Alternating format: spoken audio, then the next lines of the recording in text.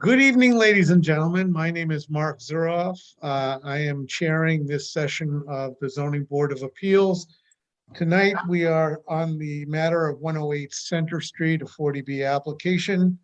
I will first read the agenda. I will read the script so that everyone knows how this meeting is being conducted. Members, I will call your name, and when you hear your name, please respond that you are here. Serving with me this evening is Jesse Geller. Present. And Randolph Mecklejohn.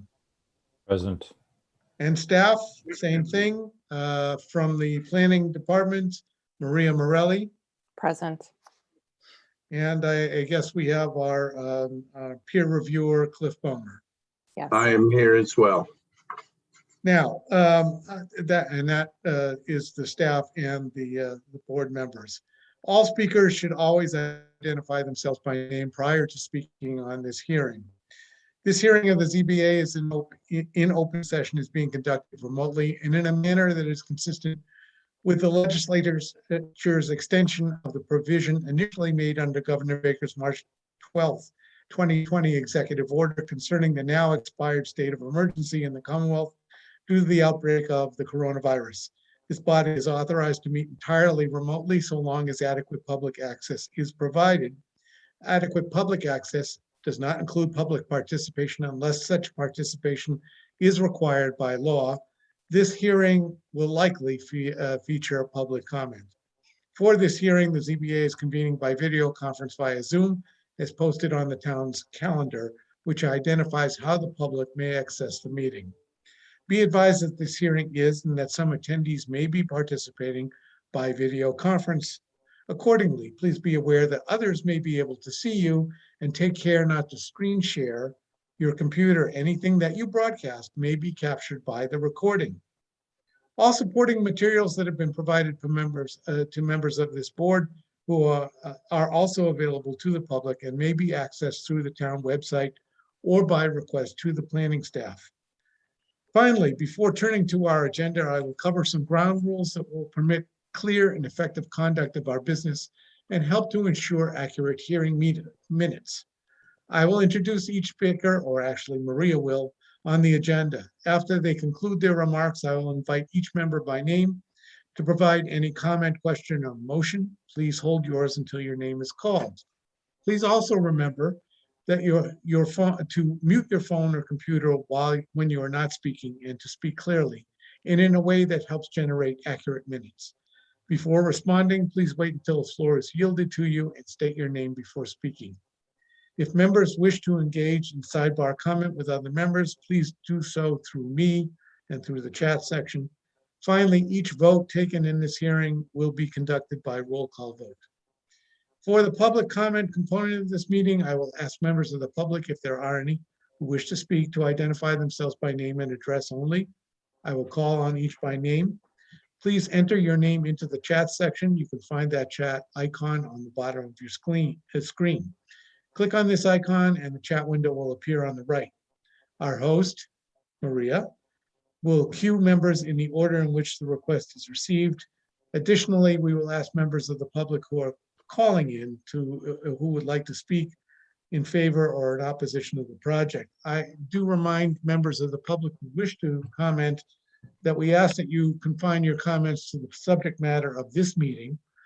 There will be adequate opportunity for further public comment when we finally get to the final decision-making process. So without further delay, I will turn this over to Maria, who will go through not only the staff report, but she'll outline the agenda for this meeting. Thank you, Maria. Go. Great. Thank you, Mark. Maria Morelli, Senior Planner in the Regulatory Division. At the last hearing, October 20th, the board had a charge for the developer. And that was in response to the applicant's revised plans.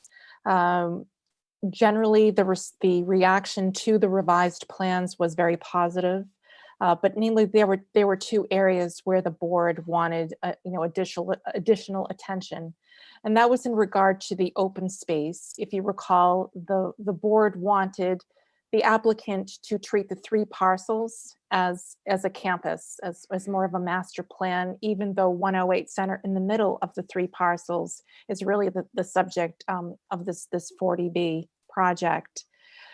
So open space, what would be available on the site, or in a campus-wide approach for the residents of the new project. The ZBA felt that there was good progress made, but there needed to be more offered.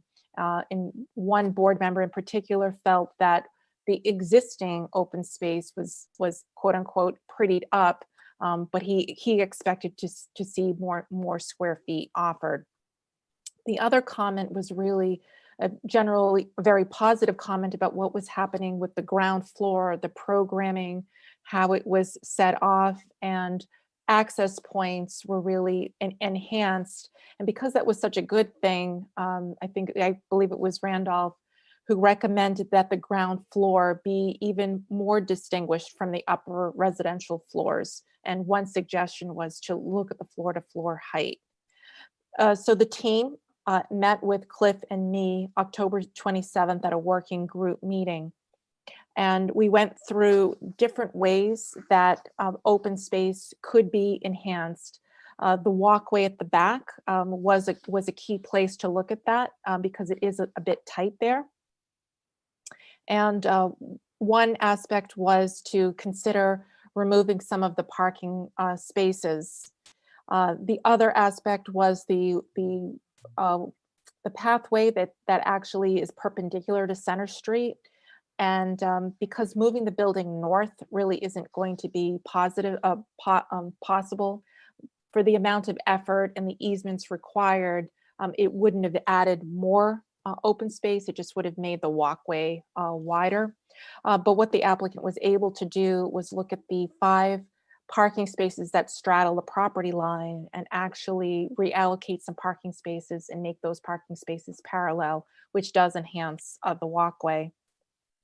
The other thing that Cliff was concerned about was safety. There is a field or there is a green space on the Dinesh, the 100 Center property, but because there is parking next to it, the idea of a retaining wall, which would make the grade flatter and also just be more of a barrier between the cars parking there and anyone who might be exercising on the field. And then we did look at available open space that might be existing on the roof and other places that might not have been apparent when the plan was presented to you October 20th. And Dylan was able to provide quantities in terms of square feet and so forth of available amenity space that would be available to all the residents of the campus. The other thing that we didn't spend a lot of time talking about, but we did note was important, were just more commentary on building materials. Even though there wasn't going to be a lot more square footage in the way of open space, there would be a way to actually take that element of the Juliet balconies. That was just one suggestion to add some smaller scale articulation on the building, a little bit more texture, as well as just a little bit of an enhancement to outdoor space because it's a nice feature. The other things that we looked at were the trash plan. What was presented was a concern to DPW because there were dumpsters that were going to be located in the bike lanes, and that trash plan has been updated and will no longer be a condition. And then the number of bike racks, I think that is not actually, if that was mentioned to me, I've forgotten it. So we will circle back. At this point, I did feel in the working group sessions that the applicant had met their limit in terms of providing open space on the site and certainly enhancing it at the other properties. Cliff can discuss a little bit more about his impressions and suggestions, and the applicant can respond as well as to where their limit is. So with that, I think I will just turn it over to Dylan Stevens, who will present the plans. Great, thank you very much. Good evening, everyone. Dylan Stevens. I'm a landscape architect with Stantec. working on the project. I will go ahead and share my screen. That's okay.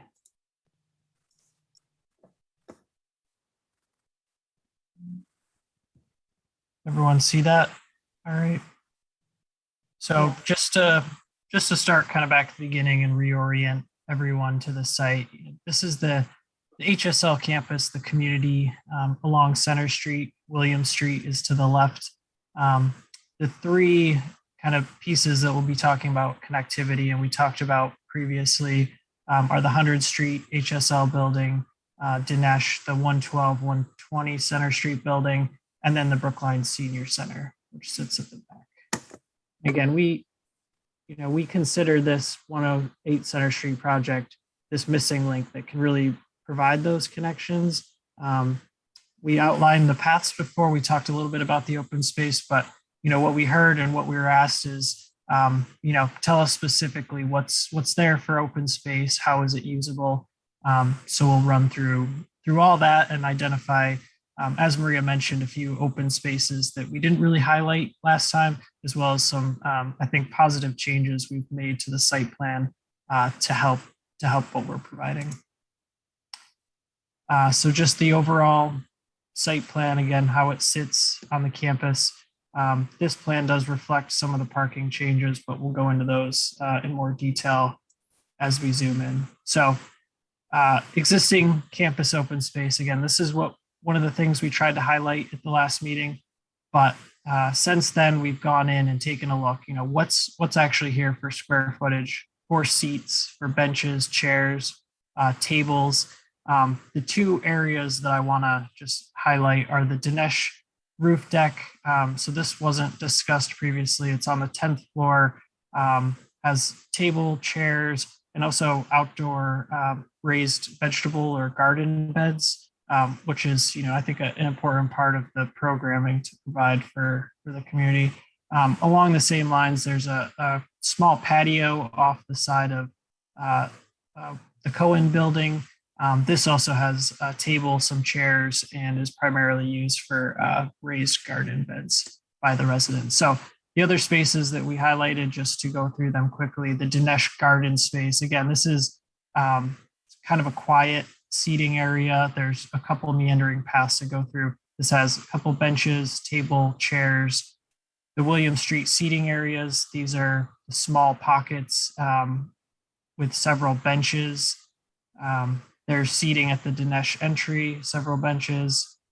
The 112, 120 Plaza, again, primarily benches, seating near the entrance, near activity. And then the courtyard, the largest open space. It's got quite a few benches, a lot of tables and chairs for activity. So then how is our project contributing and improving on this? In green, you'll see the four primary areas, the leveled lawn area and new walkway. So this is, right now it exists as lawn, but we'll go into more detail. There's some slope, as was mentioned, potential safety issues with parking abutting the lawn, not really usable, not well used today. A small walkway seating area, which we've been able to create with some reconfiguration of the parking. The rear patio at 108, which again is really kind of a spill out space from the community space that's on the first floor, the ground floor of 108. And then the 108 entry, again, providing seating where there's activity at the front entrance where you can meet people. And then what does this add up to? So, the added open space or added usable open space counts for about a 25% increase, and the seats are up by about 50%. Again, this involves adding several seats where either they've been removed for maintenance reasons, but again, improving on what's currently there as well as the new space. So going into these actual spaces, what do they look like? What do they feel like? I'll start with two that were presented at the last meeting and are still relevant today. So this is the front entry, our drop off, some seating along the drop off, and the walkway that begins to connect to the back. The rear outdoor patio space, again, an extension of the interior community space, seating, seat walls, tables and chairs, a walkway connection to the left up to the senior center. And then going into the three that I think have made the most progress since the last meeting, and areas we've been able, mostly with the parking, but also with the retaining wall and some grading, to make improvements. The existing lawn behind Dinesh, we've discussed this several times, but to help visualize it, this is the condition that exists today. About 3 feet of grade change, just a curb, and then parking that heads onto the lawn space. So in the proposed condition, as was recommended by Cliff, good suggestion. We intended to put a slope here, but I think with a retaining wall, this provides protection for the lawn area, gives us some space to plant, create a buffer, create that usable lawn space, create a wider walkway, allow for groups to pass by, and then provide some seating, planting, and a fence at the property line. This is just an image of one of the activities that we could see programmed here. I think when we're talking programming for the site, this is going to be a flexible space that, we'll work with the HSL staff. I know they already have some ideas for meditation groups, Tai Chi, Bocce, plastic horseshoes. We've heard a lot of these ideas, and I think this lawn area is suitable for all those. Now moving to the back of the existing parking area. So this is where 2 parking spaces were eliminated at the rear in order to move that curb line into the site a little bit. The upper section is what we were proposing at the last meeting that we presented to you. So this would have provided a walkway that didn't exist today, but just along the existing curb line, small planting area, and a new fence at the property line. So this plan is showing what's presented here today with those 2 spaces removed. Pulled that curb line away. There's now room for some benches, seating, again, the wide walkway, and then a little bit of a planted buffer so that people sitting in this area have some separation from the cars and some screening. Moving alongside the 108 building and the walkway, this is a walk that we really think is important for the campus. So this provides the connection from center really back to the senior center, back to this connection that spans across the existing HSL communities. So there were previously 5 existing head-in parking spaces that spanned over the 108 property line. The design of the walkway was to provide enough room for people side by side to navigate, but you were right against the parking and right against the proposed building. So again, out of our working group meetings with Cliff and Maria, this idea to rotate the parking, fulfill a comment and request from the transportation board for some accessible parking spaces, and provide a little bit of a buffer. So you can see here, we now have the accessible parking space alongside a wider walkway, and then you get some planted buffer against the facade of the building to help kind of soften that edge. The walkway also used to jog in and out more. This really provides, if you're at the street, you have really a straight line and can almost see your destination at the rear of the building. So this is just returning again to the site plan that we've just highlighted those specific areas. I think with that, I will turn it back over to the board. Thank you. Thank you, board members. Any questions for the architect? Jesse? Yes. So if I'm at 108 and I want to access the roof deck at 110, where I want to access the other space at 112, the courtyard, do you have sort of a narrative of how that's going to take place? Will somebody from 108 have access to those other locations? I assume they will have to go through the buildings, the respective buildings. Correct. At 112, 120, there is exterior stair access to that patio. The 10th floor roof deck, yes, you have to go through the building, but my understanding is 108 residents would have unrestricted access to those two spaces. Okay, is there, other than this, the exterior stair, is there other access to that roof deck? Yeah, So, what's that? 112, 120. I'll go back to the space. so the Dinesh roof deck, I assume there's elevator access other than stairs Correct. Right through the buildings. through the elevator building. And access. would someone at 108 have access through the building to get to that roof deck? Yes. Okay. Thank you. Randolph. I've got a question about the parallel parking spaces along the walk. If you could go back to that slide. Yeah, that's good. The one with the, This one. right. Yeah, it's sort of a section, question. Often accessible parking spaces are built, when they're near a walk, they're built level with the walk, which is sort of what you're showing in the section. So the question is, what's best practice for, creating, universal access from the car parking space onto the sidewalk, but also protecting pedestrians from the moving cars?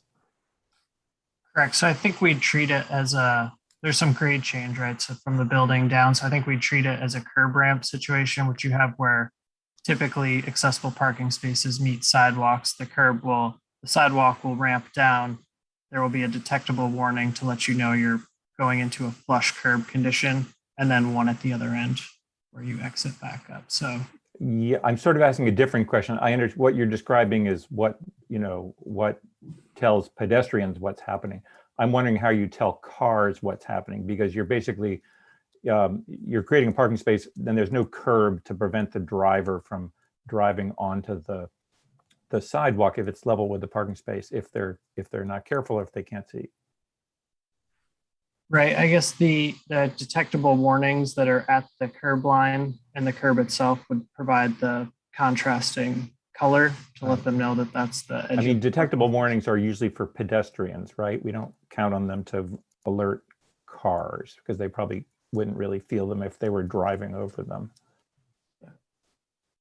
So Randolph, we could, I haven't shown these particular plans because we're just getting these presented tonight, but I Yep. can circle back with a Walker, our parking consultants. They're the structural engineers who design parking, and perhaps they can look at this and provide some recommendations or conditions.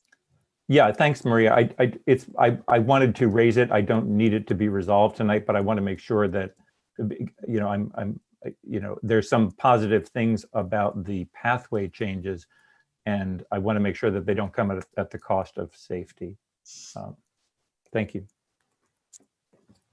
And my only question really is that you showed the new open spaces and the old open spaces and the number of seating and walking benches and tables. And it does seem like 2 benches, 4 seats, 3 tables, 8 chairs, 3 benches, 6 seats. Small, but do you have any information on the use of what's currently there as to whether what's currently there is adequate and whether these additions will make a significant difference? Will they be fully used? Will they be overused? That's something, we get traffic studies, but we don't get pedestrian studies. So I wondered if you had taken that into consideration. Sure. So, I mean, I just have from my site visits out there and observing the campus that all the seating areas were pretty well used that are out there today, particularly people moving between the sun and the shade, depending on the temperature, the time of day. So I think that where we're providing seating and the quantity is pretty critical. So again, going back to the circulation paths and where people will want to be, where there will be activity, all these new open spaces and new seating areas are at kind of the intersections and the hub of activity. I'm not sure you answered my question, but I get the feeling that you're at least looking at my question, so. I'll let it go at that, but it is a concern that there's enough benches and enough seating and enough tables for them to be actually useful, or if, you know, that you're not overcrowding or underusing these spaces. So thank you. All right, Maria, back to you. Hey, Mark. At this point, I think we should turn it over to Cliff Bomer, who can give his follow-up report. Sure thing. Hi, everybody. I'm going to start with a little bit of a repeat from the last hearing that I think we've now done 5 working sessions in a very short time, and which is unprecedented in my experience in Brookline. And I think what we've seen is a very receptive applicant working with some pretty tough constraints. I think this is maybe a little bit of a repeat from last time as well, but having been through the drill in my own practice of creating affordable housing and getting in the queue in a way that you can deliver the units in a timely fashion, there are a lot of boxes to check. And I think that explains the speed at which we have been seeing changes made. We're seeing new images tonight that we haven't seen before. I do want to point out that I think that that's normal. I'm just providing a little bit of context that in order to properly have a shot at getting all the funding you need to build these types of projects, it requires making some quick decisions early on, following through on them, but knowing that designs are still mutable to a certain degree. Of course, 40B has its own restrictions, but I'm confident from the performance, it's almost qualifies as a athletic performance. I'm confident that this team will continue to work on the design of the building. And I think probably the types of changes, we haven't talked at all about the looks of the building or the skin. Lots and lots of questions are still out there, but I'm confident that this team will continue to develop the design within, I think from my own experience, again, within a world of reasonably small modifications to the design that would probably be minor modifications to a 40B, even if that had to go that way. So again, that's more for context than anything else. I think the question, first, Jesse, your question was a really good one.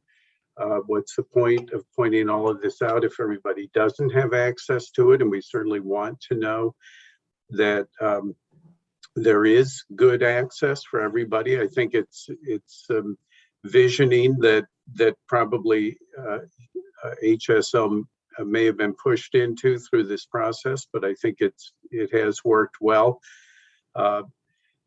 Having access to all that is important, and obviously having them fully accessible paths between all of them is a very important feature, and I think they do. I have no reason to believe that there are any impediments for everybody to really have good physical access to all of the spaces that have been indicated.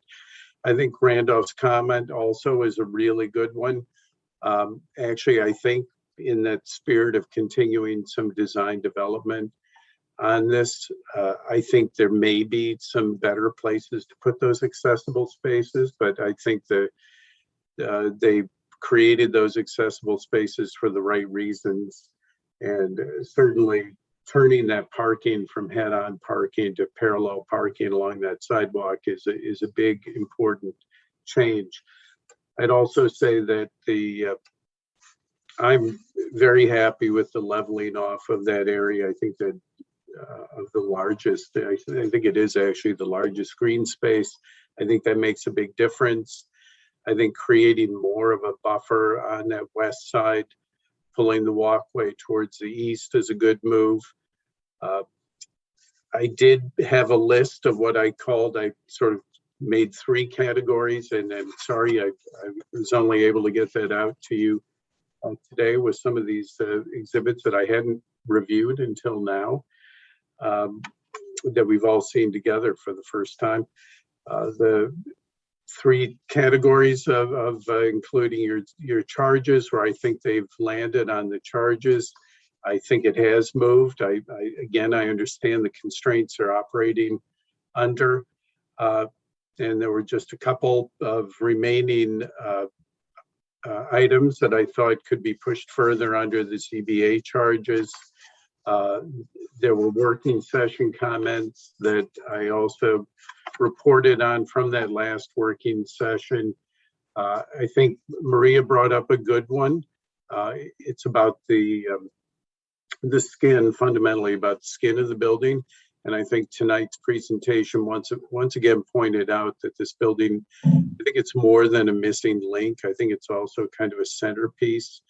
And unlike 100 or 112, what was available or what was originally built at 100 and what was available in the renovation of 112 is different. Those are existing buildings from a different period. I think there's an opportunity in this building to both be the missing link and I think it can depart more, or it should at least be explored to have a little finer grain texture to the building. I continue to support the idea of increasing the visibility and importance of the ground level.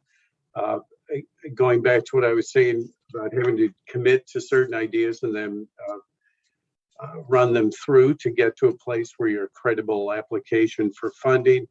I still believe it's worth pursuing the idea of reworking the stairways so that you could increase the floor to floor height. There's been a lot of work done already, I think, but I think in the design development, I would continue to look at that. Similarly with the protruding stairwells on the north side of the building, I think it would be nice if they could be pulled back to at least be in the same plane as the articulation that's already there. But these are all comments that once you've checked all the boxes and properly got in line to get the funding, there still is time for making changes. And as I said, I'm confident that this developer has a good, strong team and really wants to do what's best, not just for this building, but also for the campus. The campus-wide approach, I appreciate the applicant's receptivity to looking at it that way.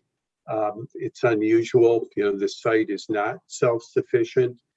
I think if it were divorced from all of the other surrounding development, including the senior center, I would personally have a lot of issues with it. But I'm impressed with where it's gone in such a short time, and I think as far as the exact programming of these different areas and how they get used, people's interests change over time, programs change over time, but I think there are a lot of spaces that offer a variety of potential uses, and as long as they're well connected, I think that can work well. I would say that the one space that we haven't heard a lot of, but it's actually quite large and very programmable, is that space to the north of 112, the big open paved courtyard. We saw some nice images of some gatherings there, but that's actually quite a lot of space that I think could support some ideas for programming that we haven't really seen detailed. But I think that's about it. My list at the end is, we still don't know a lot about the facade materials in detail. I think the construction management plan on this one is important for those of you who lived through, drove by, or otherwise observed the construction work that went on at 112. Actually, the site of 108 was a big staging area for the work of 112. Especially given that we've been talking about concerns about blocking the bike lane, et cetera, it's going to be much more challenging building this building than even doing the renovation at 112, which was pretty challenging. But I think that's what I have to say. Again, I apologize for getting you these notes so late, but we really have jumped onto a pretty fast moving train that has been changing almost daily. I think that's what I've got, Maria. I'm happy to answer any questions or provide any more detail. Thank you, Cliff. Questions from the board, Randolph? Yes, I've got a question. Cliff, your letter says that you had a working group meeting on the 27th, which was after the board's last hearing. At that working group, or maybe you've received them otherwise, have there been changes in the building elevations or bits of massing that are different enough from the 20th that we should ask to look at them tonight, or have they not changed very much? I don't think so, Randolph. Excellent question. I think it's where it was when you saw it last time. Okay, thanks. I mean, if maybe the applicant could speak up if we're both wrong, but if they're not different, then I won't ask to see them again. Okay. Cliff is correct. All right, thanks, Janice. I'm all set, Mark. Jesse? Yeah, a couple things, Cliff. One, you said that if the building were divorced from the other properties in this campus, you would have lots of issues. Can you be more specific? Yeah. And when you're more specific, tell us the fix. I just want to make sure what's inside your head are the same things that are inside my head. Okay. But what I mean by that, if we imagine this building surrounded by completely unassociated properties, there would be a multitude of issues ranging from kind of basics of setbacks, even egress, just really basic building code, independent from the zoning. So that's one issue that I think there are real advantages to having control of adjacent sites and being able to even just think about simple things like use of the emergency generator. That's a big deal. You can't do that if you don't know your neighbor or you don't own your neighbor. So there are big advantages and ways to get through things that could be less than optimal compliance issues with building code. More importantly, I think if it were an independent standing building that really had to function on its own, I think the outdoor space for me is the biggest issue. I think it's what it's done to connect and make use of adjacent spaces is really smart and works well. But if this building really had to function completely on its own, I think all of us would have issues with the amount of open space on the site. And I think it's a standard that we apply to many projects that you folks have seen and I've seen in other communities. So that's it's mainly that. It's the footprint of the building itself, the amount of space it occupies. I think other issues that the developer has worked through primarily because of the north and south, and to a certain degree the western compatible uses has been the massing of the building. I think there are circumstances where we would expect to see more articulation in the massing of the building, even with all of the excellent arguments that have been made relative to sustainability and best use of site and immutability of the first floor program. many factors have contributed to why this building is the way it is, but I think again, a freestanding building, I think we'd be looking for more mitigation in the massing of the building.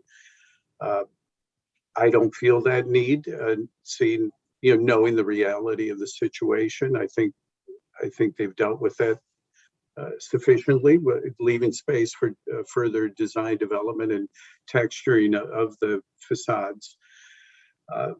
But for me, it's kind of that simple. I think if this building really were divorced from everything around it, I mean, there would be parking issues. There are other issues that aren't under my, under my purview or expertise. So there are a whole multitude of benefits to plugging this into existing facilities that I think other projects just couldn't justify. So then the question becomes one, let's start with the simplest, which is, wouldn't the board, there would need to be a condition about accessibility. There'd need to be some kind of cross easement and a cross easement agreement for the benefit of the 3 parcels. And I think that would have to be spelled out as a condition because it's predicated on this access. And Jesse, I'm sorry if I'm interrupting, but I would push that even further, I think, in kind of minute detail, because I think what we've seen, and I think is terrific, is ongoing commitment by the developer to allow access. I think the question that you brought up tonight about access to that roof deck, that's kind of a fine-grained point, but I think, we see willingness to pursue that idea and to include it in your, as part of your deliberations. So I think it would be a very detailed set of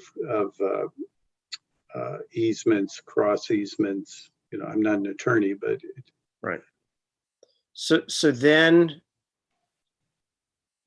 the issue becomes, whatever it is that is drafted, of necessity has to address the possibility, whether real or not, that these parcels get separated.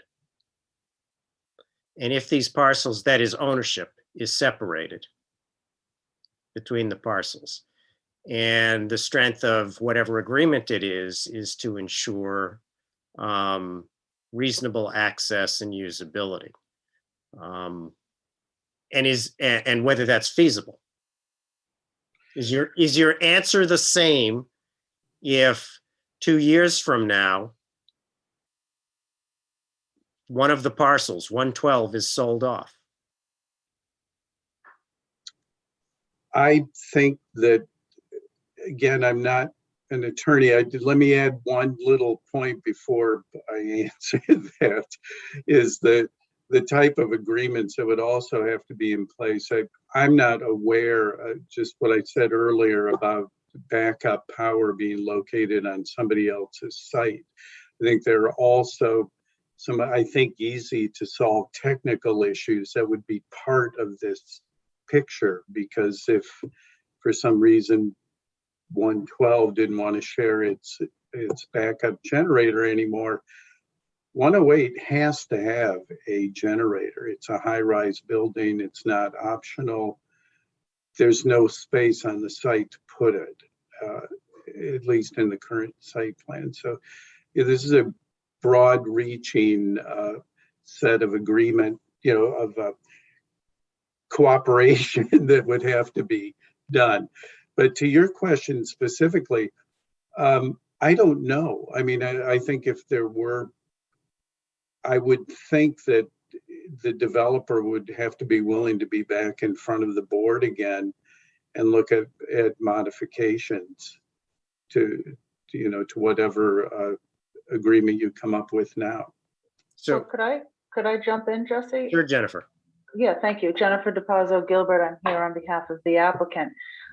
Cross easements is probably something that we would have to explore internally, because as I'm sure you can imagine, each one of these properties has different lenders, different agreements in place with different lenders.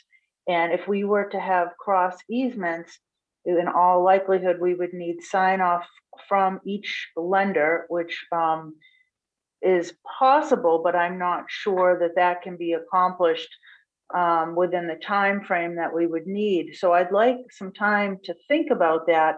And I think perhaps it can be addressed in another way rather than cross easements, so that as Cliff alluded to, if there were any change in the ownership, we would have to come back for a modification, or that the new owner would have to modify the agreements to provide additional open space or address whatever concerns. But I am concerned with the idea or concept of cross easements for all three of these parcels, because there are very different lenders and very different agreements in place with each one.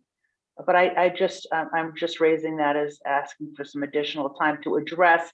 I understand the concern, and I want to think about it and address it so that it works for everyone. Yeah, I'm happy to listen to any reasonable suggestion you have.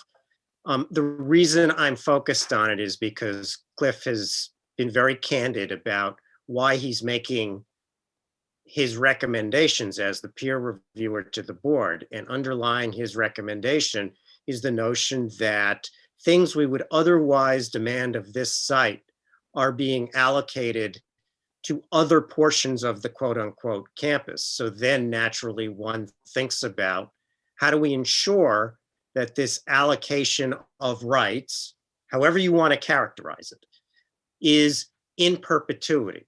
The one thing we absolutely cannot do is we cannot limit the ability of the petitioner and the petitioner's affiliates from selling their parcels.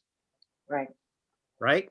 So the only way the board, and again, I'm open to the suggestion, but it's got to be a legally binding manner in which, if we're going to allocate these rights, if we're going to off-site them essentially, that they are fixed in perpetuity, that they benefit 108 in perpetuity. And frankly, I think all three parcels benefit. And that's I understand the issue that's been raised, and give me some time to see how we can best address that. That's fine. The next and last question that sort of flows from this, Cliff, and it may go a little bit beyond,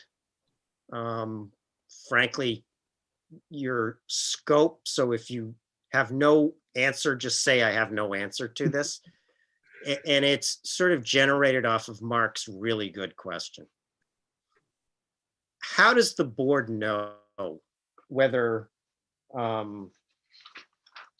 the 5,500 square foot courtyard at 112 Center and the Dinesh roof deck, which is about 1,000 square feet, and what totals about 2,360 square feet of additional space in various configurations? How do we know that for 400 residents, that is too much, too little, just right? Well, I have an answer. I can't claim that I'm an expert. It's kind of a two-part answer. I think another part of let me say that on other projects that I've looked at and worked on myself in my own practice, having a way to ensure that you can at least get to all of these spaces in a manner that meets the needs of the population, and in this case, fully accessible pathways between all of them is a diagram. I think that would be great to see, because I think there are actually multiple ways to get to some of these spaces, and seeing that kind of accessibility diagram is something that I know that Stan Tech would want to make sure that is working well for them. As far as whether they're right sized or not, I'm going to go back to what you said. I think that the way that they're thinking about this now isn't just a benefit for 108, it's a benefit for the whole campus. I think there's creation and activation of space that really has been underutilized. And I think it's kind of a good thought that if these spaces are so successful, that they may consider eliminating even more parking spaces to create more outdoor space. So I don't think there really is an answer, because I think the campus has been starved a little bit for outdoor space, and maybe in particular the connectivity of all these spaces. So Is there an architectural or a building guideline? Are you aware of anything in writing that informs the board? Maybe Randolph can help with this. What guides the board? It's tough with outdoor space. There are lots of code mandated sizes for interior spaces that, right, if you see a community room, I can tell you how many people can be in that room, whether they're standing, sitting, or attending a lecture. So there are standards in the code for interior space. Outdoor space, I think I would rely more on the landscape architect. I don't think there are. I could be wrong. I don't think there are code mandated standards. Yeah, Jesse, I'll back Cliff up on this. I see it the same way that he does. And I think going back to the two other comments, going back to the landscape architect's presentation, I actually think that some of the translation that he was including in those, how many benches, how many seats, just getting to a quantification of the, added number of seats. It's not measured against a target standard. It is measured against what was there before and what could reasonably be provided. I think that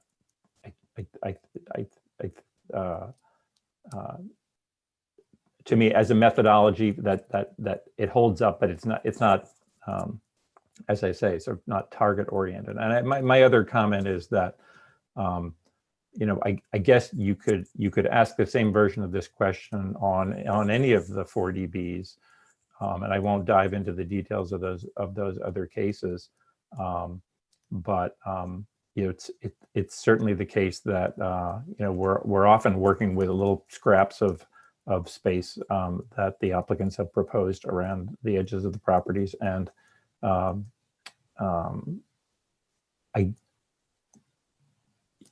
once we found a way for this case to include its campus as something to work with, I don't see it as less successful, or providing significantly less open space than the other 40B cases we've heard, or that I've heard. Well, I would just in response say, and I know this isn't the time for discussion, I would simply point out that in this case, and we do have other cases with similar constituents, but in this case, you are talking about a less mobile resident, and therefore accessibility to open space as near to the building itself is critical. And secondarily, it's not like there's a park a block away. So I sort of combine those two factors and I say, well, this is kind of a unique instance. What do I use to guide me? what is it that I should look at that informs me that for those people who want to spend time outside, they're going to have a place to spend outside, that they're not going to just be walking up and down Center Street back and forth over the paved areas. That's my only question. So that's how I sort of draw the comparison in this case versus all those other 40Bs where there are different kinds of residents. So I just note that. Cliff, thank you for your answers, and Randolph, thank you for yours. Yeah, Thank you, thank you, Jesse. Jesse. I think that's all totally fair. And I think that when we've, once we embark on working with a whole campus, I think we do have to consider what kind of a starting point that we have. And I'm noting that we've seen some adjustments and reductions in parking on the use of the campus overall, and have not, the board has not said, gee, get rid of half the parking. Personally, I'm comfortable working in that bandwidth. Thank you, Randolph. All right, I've listened to both of you. You both hit on the major point that I wanted to bring up. And Cliff, I want to thank you for addressing the question as best you could, but the overall perspective that we are being presented here, and Cliff's comments lead right to it, is that we are being asked to consider this as a campus. And Jennifer, I know you're going to think about this, but it's extremely important to me, at least, that there be a mechanism in place whereby if we are granting the right to build this building with the amenities that are being proposed as being available on adjacent sites, that there has to be some way of assuring the residents of this building for the future, regardless of what happens to the other two buildings, if anything happens at all, there has to be a way to assure that this comprehensive permit, based on the adjacent amenities that are being given to it, are available. And whether it's by legal easement or cross licensing agreements or cross use agreements, there has to be a way to put that into this petition so that we can feel comfortable granting the right to use the property the way it's being proposed to be used. And so I ask you to put some significant thought into that and make it in such a way, propose it in such a way that I at least will feel comfortable knowing that provision is being made so that those conditions are perpetual. I So- understand the directive, and I appreciate having some time to speak to the Hebrew Senior Life team about that. One thing that we didn't cover tonight, and I'm prepared to address that if the board wants to, is to quickly go over the Transportation Board recommendations and where we stand with each one of those.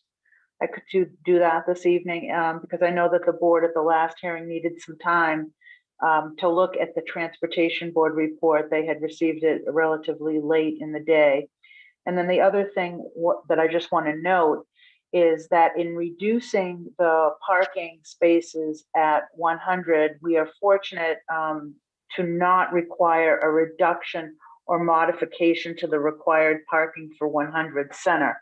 Looking back at the historical records and the prior decisions, 100 Center Street has a 39 space requirement, but of the 39, up to 14 may be provided in the garage at 112. So even by reducing the surface parking at 100 to 25 spaces, which was shown to you today, and dedicating 2 on the side for ADA accessible spaces for residents at 108, which was one of the Transportation Board requirements, we still have available the additional 14 in the 112 garage. So I just wanted to point that out. The only thing we may need to do is, because the 2 ADA spaces that will be dedicated to 108 straddle the lot line and are partially on the 100 lot.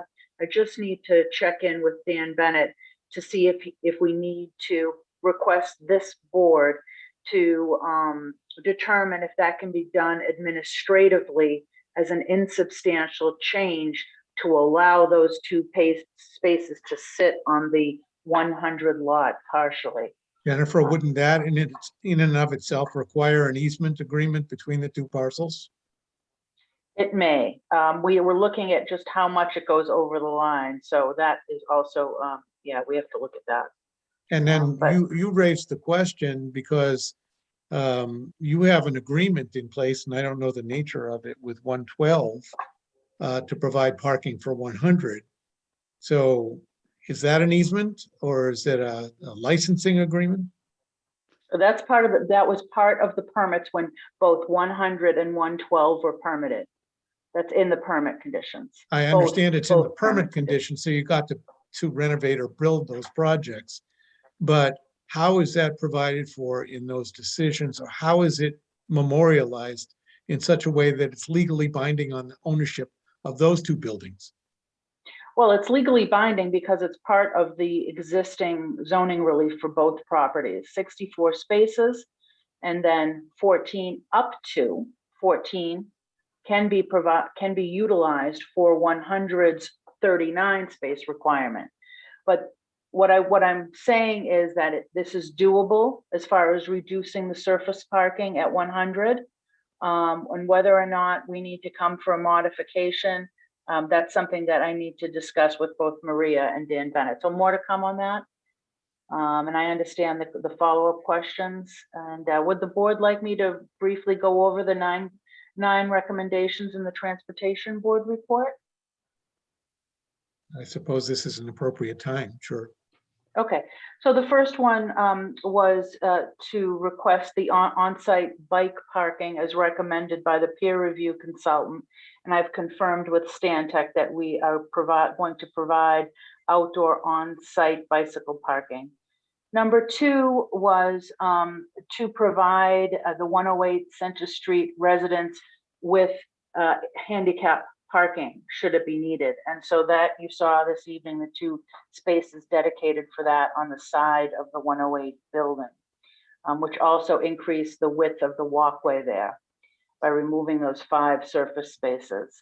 Then number 3 was to make sure that all of the driveways, on-site parking, walkways comply with the MAAB accessibility guidelines, and the architect is working on that, so that will be accomplished. Number 4 was requesting that the trash and recycling plan not interfere with access to either the sidewalk or the bike lane, and particularly when those barrels and receptacles are taken out to be picked up.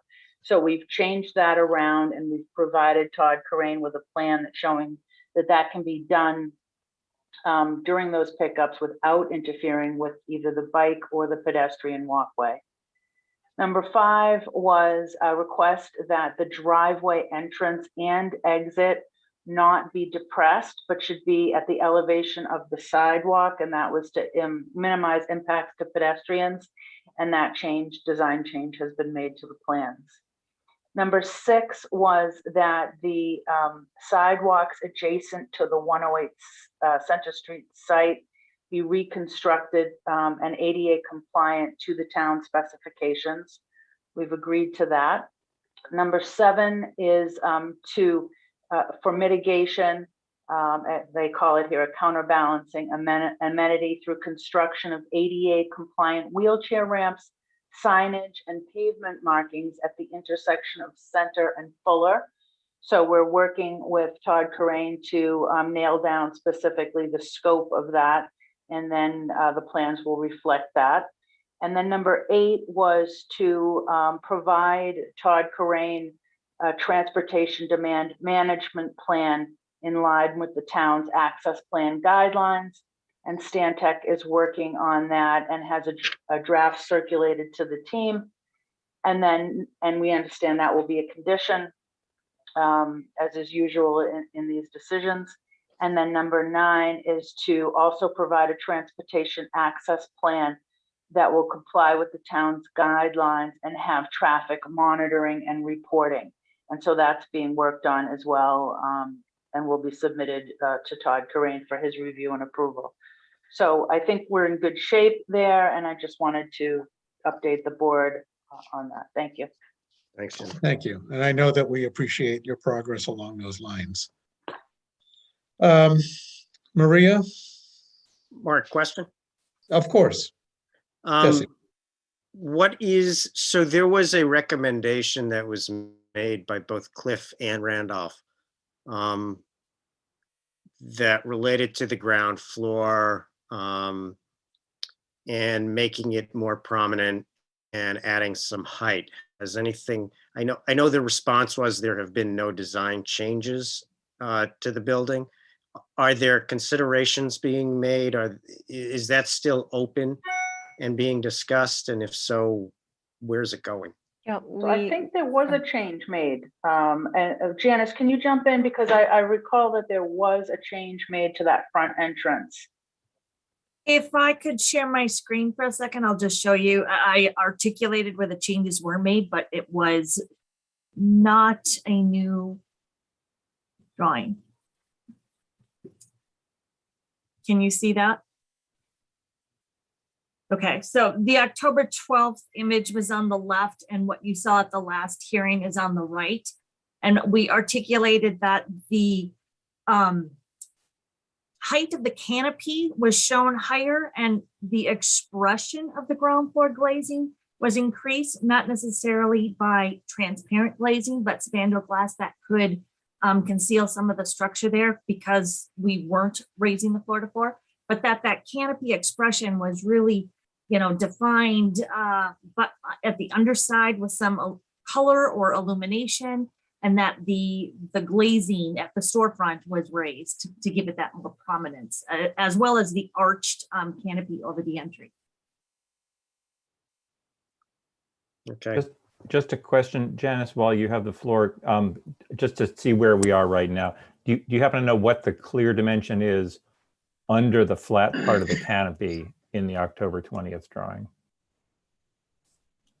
Do I have that exact dimension? No, but I can get it for you. I want to Okay. say the floor to floor is, you know what? I'm not going to say it without being All right. exact. That's But we fine. did Thank- raise it about 2 feet between the two images, the canopy.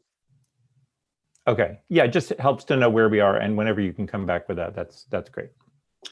And also just if you could respond to Cliff's request about the stairwells being brought within the plane of the building, is that still being discussed and reviewed? Where is that? The floor plan is really, really a tight, compact plan. And by pushing the stairs inward, it's like, whack-a-mole. You're pushing something else out of the way. So there's elevator control rooms and circulation and other elements that we'd have to find a home for. So not only is raising the floor to floor adding, 3-4 more risers and treads that we would need to accommodate, pushing both of those stair towers into the footprint, offsets other elements as well. Thank you. Thank you. Any other questions for Janice? No, I think that it would be nice if there was a pedestrian peer reviewer, but since there is no such thing, we'll have to go on our gut feelings and the presentation by the developer and by Cliff. So we'll have to move beyond that. I do want to make one comment about the conduct of the hearing. And this is not directed at any one particular individual, but the chat section is not for public comment. The chat section is to raise your hand and be when you're given the opportunity to address us, and not for posting your public comments. And so in the future, I'd appreciate it if the chat section is used only to be recognized and not to make public comments, because those are not part of the public record. And they show up on our screens, but they're not recorded. So in the future, when you get a chance to speak, you will be given that chance to speak, and you can voice your opinions then. Maria, I hope I didn't speak out of turn. No, nope, that was perfect. Thank you. All right. I guess this is the time for the ZBA to discuss, but we've already been doing that. So, Just a moment, Mark. Perhaps that we have just 4 members of the public in attendance. And as you could see from the chat, I think some of them did have comments and questions. no, and I didn't want to jump ahead of that. So it is not final discussion. I think it Okay. is appropriate for us to hear from the public now because we will take those comments into our discussion. Correct. Mhm. So Okay. I will turn the floor over to you and you can promote whoever. Okay. I believe Rosalind Frizzell put her name in the chat, so I'm going to promote Rosalind.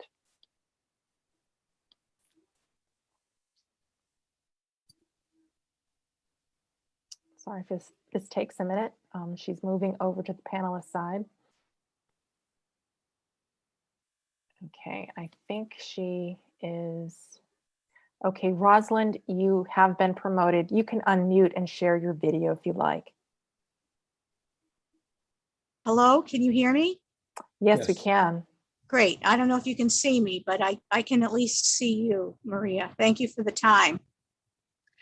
I've been living here at 100 Center Street for 7.5 years, which may seem like a long time to some people, but there are people who are over 100 in my building who have lived here a lot longer than I am a resident. And my apartment location is on the corner of the second floor, which faces Center Street, and the driveway between 100 Center and it faces 108. So I can see the area of which you're speaking.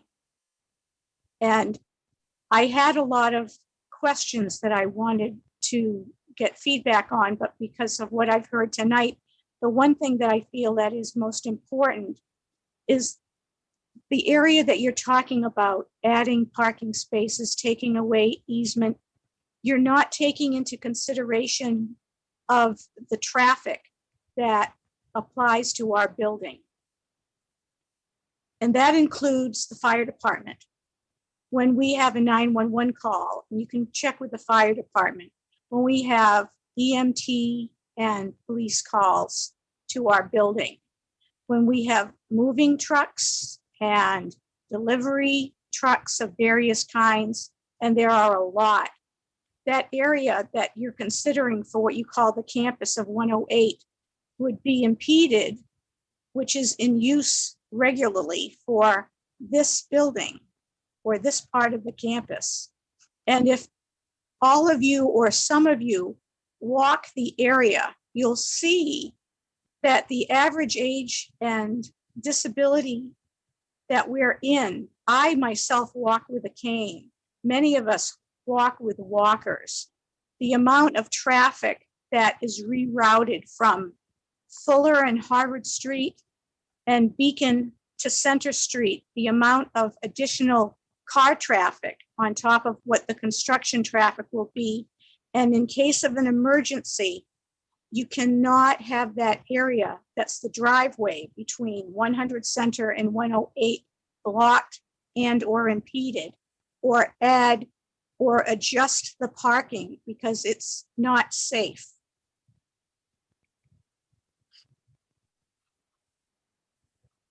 Rosalind, are you done? Well, I think for tonight, I think that's all I can say. I had a lot of concerns about other things, but the whole idea of the space that you're talking about and how it affects us who live here. This is not a business building. This is a residential building of approximately 200 residents. And a lot of us need this space to walk, to accommodate people who are picking us up, taking us to doctor's appointments. And the safety concern of having this additional traffic and the construction should also be considered because this is an active living residence for us.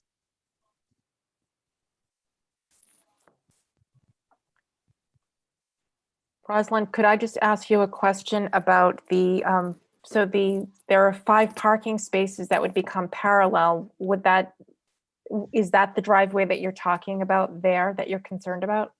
Yes, because technically, when traffic comes in and out of that driveway area, the one that's adjacent to our 100 Center Street location and where your proposed 108 residential area, the space that you're talking there is not as wide as it is in your CAD architectural sketch. It's a lot tighter. And when we've had 911 calls and the fire department has to swing around, there's already existing parking on the side of the building. So when a fire truck has to come around that building with literally no notice because they're coming for a 911 call, it does not accommodate additional parking where they're talking about putting accessible parking. Now, accessible parking is a necessity, and it would be wonderful if there was real estate for that, but there really isn't. So if you're talking about making that parking, there really has to be adjustments in the sketches that you're looking at, because you're making decisions on a sketch, but I think you need to really walk the area and take into account the age of the people who are here. When they've had fires in the building or 911 calls, when they've had hearses come to take people who have passed away. We've lost people before the pandemic, during the pandemic, and for other occasions, but the pandemic has hit our building, and we need to have safe areas to have transportation. Thank And you. if you're going to be adding parking, that's going to be a problem.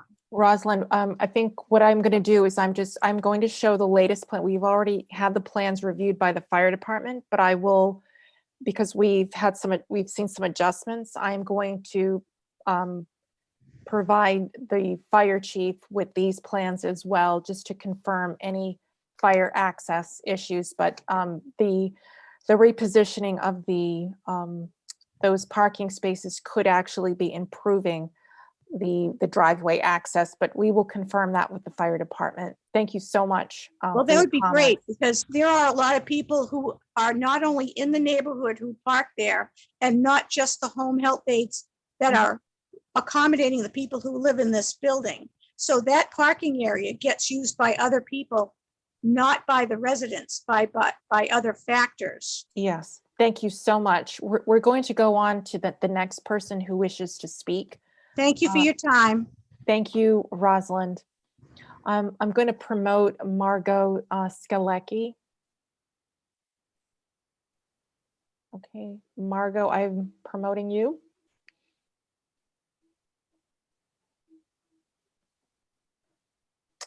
Okay, I think she's on the next page. Okay, Margot, you've been promoted. You can unmute and share your video. I won't share my video Okay, because I'm not in the greatest state. Rosalind, thank you so much. And I'm hearing you from the other side of the court at 112. And she's quite right, obviously, because fire engines and police cars come to this area for both buildings at least 3, possibly 2 or 3 times a week. And it's not just one car, it's 3. It's 3 vehicles that arrive here at any given time, 24/7. I can't visualize, but I'm wondering, does the board, I'm learning so much, and I appreciate all the conversation. And I know, I imagine the board is extremely busy because there is always a proposal of sorts. But with something like this, does the board go in person to look at the buildings, the parcels, the areas, etc.? Or it's more of by word of mouth by lawyers and architects, etc.? Margaret, there's always a scheduled site visit. And Okay. it is open. It was open to the public. It was not a public hearing, so the board was not permitted to take testimony. But I have the date of that on the project page, and I can give it to you. I can email you when I'm back at my desk. I can email you that date, but it did take place. Okay, great. And I hear such I'm not against 108 at all.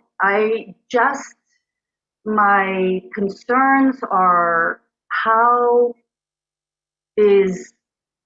I'm not at 100, so I don't know that too much, but my concern, because I live at 112, is how is it going to impact this community? Throughout the meetings, I remember someone saying that trash is going to be taken to 112 instead of 108 having their own facilities. I wonder if that's still true. I really want to make sure. I'm such an advocate, for everyone's safety and joy. And I have a concern that if parking spaces at 112 are taken, then what if a new resident or residents come, and would that mean that they don't have a parking space? If 108 or whomever takes that on. So I'm concerned about that. I'm also wondering about at 112 to our left, if you were facing the front entrance, there are these huge generators. I think they're generators. I could be wrong. They're just huge. So I'm wondering if the same thing would happen at 108 and where those would be placed. I'm wondering, I think I might have missed something. I'm wondering what the first floor is about at 108. Is that, what is the first floor? So that's a question. What is going to be in the first floor? Because I've heard talk off and on that it's going to be medical, and then, I hear just in general people talk that it's just going to be apartments and that's it, but I'm not sure if that's correct. I'm interested in what Clifford meant by the missing link, and I'm unfortunately I don't know what. Sorry, Clifford, I can't pronounce your last name, but if I can say Mr. Clifford if you feel better about that. What is your work with regards to the building? Are you the architect, or I don't know your position, so that would help to know. And I remember when we first had our a Zoom meeting a long time ago, the whole meeting was about green space and that there would be so much more green space. And it feels like in every meeting, the cafe's gone, the green space is getting smaller and smaller. And I'm just wondering if that's just because of the building is going to take up more space. So I'm asking a lot of questions. I don't know if there would be time to answer any of them. And I heard something about the roof deck at 108. And I heard that would be accessible to everyone. And I'm wondering if I really heard that. I'm wondering why there would have to be, like, are we talking about enclosed walkways from 100 through 108 to 100? I'm not sure what that conversation is all about. I just would love to know what that means. And at least 2 or 3 times, someone mentioned in the future, if 100 or 112 gets sold, I'm wondering why they would get sold and why 108 wouldn't get sold. Like if it's the same organization, right? Why any of them would get sold? Okay. Well, those are lots of questions, Margot. So what I'm going to do is I'm just going to see if there's any more speakers, and maybe we can address some of your questions. Thanks so much. Okay, let me just check the chat quickly. I think those were the only 2 people who wish to speak. So I'm not sure if regarding the mechanicals on the roof, I think that's one of the outstanding things on Cliff's list. And if I may, there are a few things that we would want to see at the next hearing. I think we do want to talk about a preliminary construction management plan just because it's very congested and tight, and we are talking about a campus approach. Maybe that's something that we can discuss in this hearing as a preliminary CMP, and just circle back on some of the foundation questions. We usually have like a preliminary building code analysis as well as part of our public hearings. So just to wrap up some of those loose ends, that's what I would expect to do with the next hearing. And then I think that the trash storage is not going to be at 112. There is a trash room at 108. There will be some trash pickup that is combined in the public way, and it's on the public way for about an hour. But there is no trash. 108 is not storing its trash at 112. And then I think there was something about what is Cliff's role, and Cliff is an independent technical peer reviewer. He is hired by the town as a consultant to the ZBA. We have independent peer reviewers who provide technical expertise on questions that arise primarily in regard to safety, but also functionality. So Cliff is not the architect for the project team, and he is not on staff for the town of Brookline. I think there was some mention about the roof deck. 108 Center does not have a roof deck, but there was some discussion about the roof deck that is available at 100 Center, and what availability, how available would it be to the residents of 108, and would they get access? And then there were some legal questions, Margot. That's not to get you upset. There are no plans to sell the buildings, but lawyers have to think about everything that can go wrong. So that there are provisions to ensure that the future residents of 108 Center have the amenities that are being promised in the public hearing. I think those were all of the questions, unless I missed anything. We could. Question for you, Maria. So it's very unusual to start working on a construction management plan prior to having the decision, and it's usually a condition, very specific condition. And as you know, construction management plans are usually finalized and prepared by the general contractor, who of course is nowhere near being on board. And then the CMP is a prerequisite to any building permit. And of course, it gets reviewed with a fine-tooth comb by the building department, the Department of Public Works and all their various divisions, the health department, the fire department. And so we're prepared to sort of give you a list of the topics that will be addressed, but preparing one this early in the process seems out of the ordinary. So I just want to make sure we're giving you what you need without jumping the gun and bypassing. No, we don't expect you to do a CMP. We have on projects that have really tight sites. 1299 Beacon was one example where we did have a pretty extensive process. We understand that might be difficult to do now, but I think there were just some concerns just to address some of the concerns about not blocking the bike lanes, and some of those things I really have to do with construction vehicles and access. And frankly, I think some assurances for the other residents at the other parcels, just about their concerns, because they do remember 112. I think we can agree perhaps on some preliminary things that are okay to bring up during the public hearing, and probably discuss that offline if you'd like. Okay, yeah, let's do that. Sounds good. Thank you, Maria, for addressing all the questions that were raised by the public. I couldn't have done a better job, so thank you for that. Have you finished with your agenda? I have. All right, board, do we have any discussion, or are we pretty much there for this evening's topics? Jesse?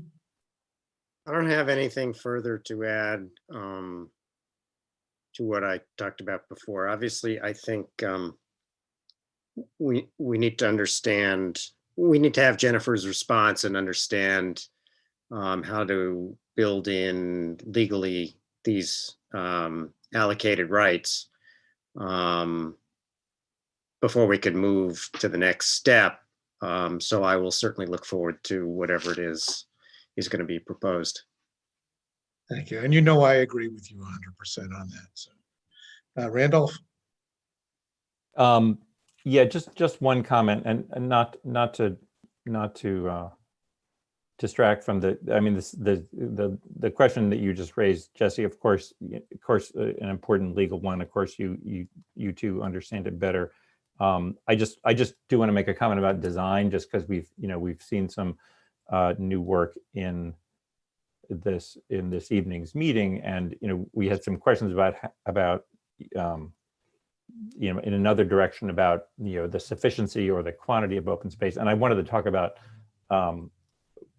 what I thought it represented qualitatively. I think that if you go back to the landscape architect's presentation at the beginning, I think that the sum of the changes that he walked us through, the retaining wall, the widening of the path at the back of the parking, the changing of the 5 90-degree spaces to 2 parallel spaces, to me it adds up to first of all, a better, more straightforward site design for the residents and any visitors. And I think it appreciably shifts the balance in the layout of these site areas to one where cars are a little less in charge and pedestrians are a little more in charge and are a little better respected and better accommodated. And I think that's good on in the development of any project site. I think it's especially important on a site where the residents are elderly and where walking daily has a special significance and meaning and benefit for them. Just, can I call on Janice in case she has come up with a dimension about my canopy question at the front of the building?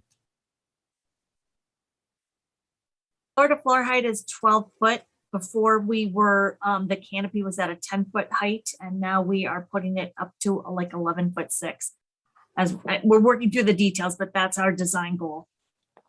11, okay, that's from, the sidewalk is probably pretty close to the first floor, when you're right That's in what front of I'm the building. basing it Yeah. on as Okay. first floor elevation. All right, thank you. That's helpful. And again, just I had asked the question about where the exterior elevations or other parts of the design changing, and you said they weren't. I'll just say for the record, I do agree with Cliff's comments about the direction of the architecture in a very general way in its relation to the other 2 buildings. So thanks for that. I'm all set. Thank you, Mark. Randolph. All right, I do believe that we've reached the conclusion of this meeting's subject matter. And I know that Jennifer and her team have listened to our comments, and they will be addressing the issues that have been raised this evening. So we'll look forward to the next meeting, which is when, Maria? We have November 22nd scheduled. I just want to ask Jennifer if that looks like a good time frame for you. Yes. Okay, Yes. so that will be the main topic.